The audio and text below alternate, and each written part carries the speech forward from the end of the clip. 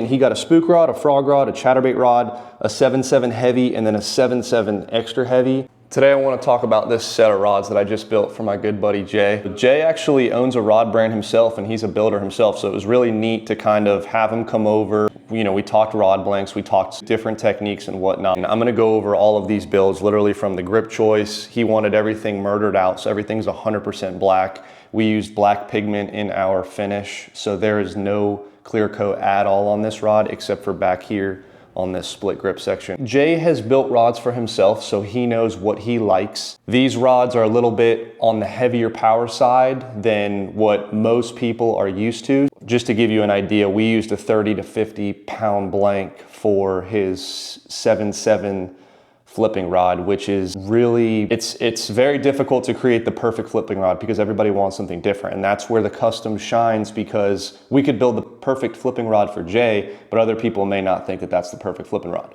So again, this is a 30 to 50 pound blank.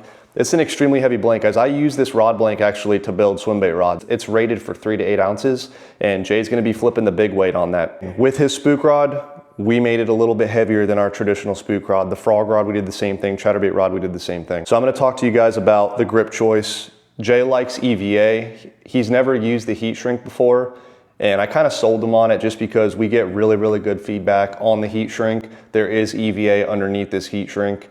It holds up very well. With time, we noticed it gets even grippier.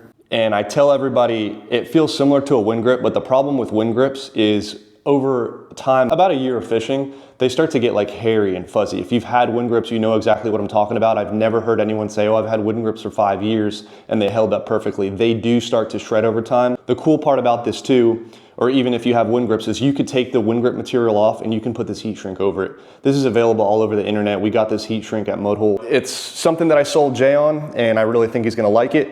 And if not, we're gonna rebuild the rods for him, because that's what we do. Reel seats. He went with the ECSM Deluxe on all 5 of these rods.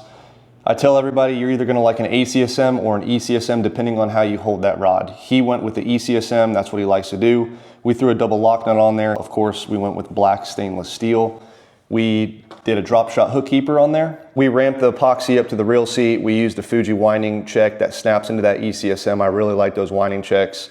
It makes everything super even and flush. You can see on these hook keepers that there is no clear finish showing.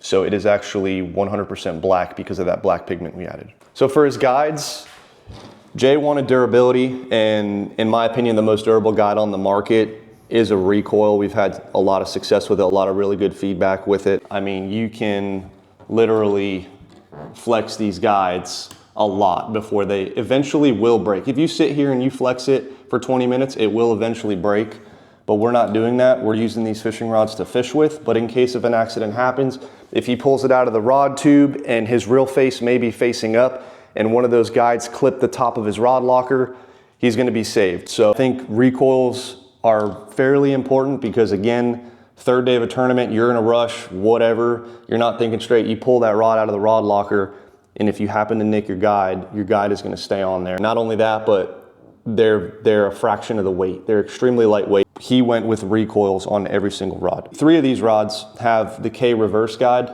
Reason being, those are casting rods. That K reverse guide, it sits a little bit higher up off the rod blank. You're gonna get smoother line control, better casting, more accurate casting. Not only that, but this silicone carbide insert on this guide is going to improve casting distance. It's just a smoother insert, and the angle that it comes off of the casting reel, that first guide, the angle is just a whole lot smoother. These guides are sweet. But now on this rod, for example, we did not use that guide. Reason being, this is gonna be primarily a flipping stick. Casting distance is not gonna be a big thing on this rod. Obviously, he's just gonna be flipping and pitching, so we went with a traditional KW double foot with silicone carbide insert. So you still get that smoothness, and then he has silicone carbide tips as well. So for the running guides, 100% recoils, and then silicone carbide Fuji tips. So that's pretty much it. That covers these 5 rods. Again, he got a spook rod, a frog rod, a chatterbait rod, a 7.7 heavy, and then a 7.7 extra heavy.